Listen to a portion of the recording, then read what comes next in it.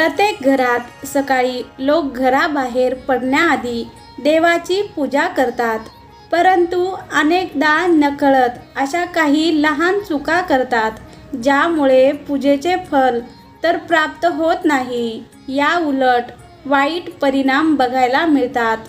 म्हणून पूजा करताना या 4 चुका अजिबात करू नये। 1. तुळशीचे कोरडे पाने श्रीकृष्णाला आणि विष्णू या देवांना प्रसादासह तुळस अर्पित करण्याचे खूप महत्त्व आहे।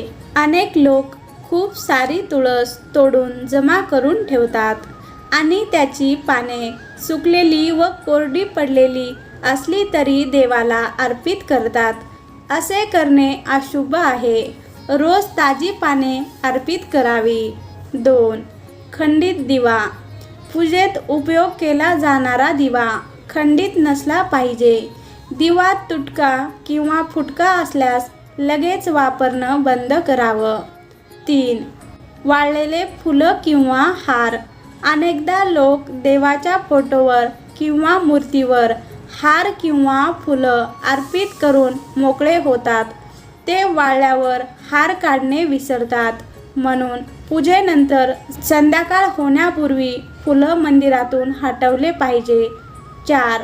खंडित मूर्त्या घरात किंवा मंदिरात कोणत्याही प्रकारची तुटकी फुटकी मूर्ती ठेवू नये।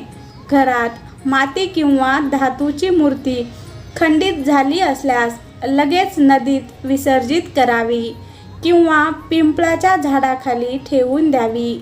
तर मित्रांनो, तुम्हाला हा व्हिडिओ आवडला असेल, व्हिडिओला लाईक करून चॅनलला सबस्क्राईब नक्की करा।